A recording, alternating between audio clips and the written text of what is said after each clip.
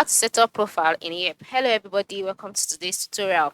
In this tutorial, you would learn how you can set up your profile in Yelp. Now, setting up your Yelp profile is essential for both businesses and for users. So whether you're a business owner or an active Yelp user, here is how you can create or customize your profile. For active Yelp users, to customize your profile, the first thing to do is to log in into your Yelp account, just like I have done here. And then once you're logged in, you'll be brought to your own page automatically. So on this page, the next thing to do is to move to the lower part of the screen where you can see 5 icons, namely search icon, reject, a project, main, collections, and then more. And just go ahead and click on projects.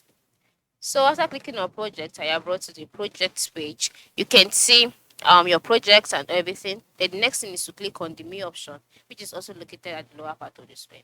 So on this page, you can see your profile. All right, so this is your profile basically, and then you can see your profile picture, name, and then other things that you can do to customize your account. So the first thing, you can edit your profile photo, you can change your name, or you can add any claim.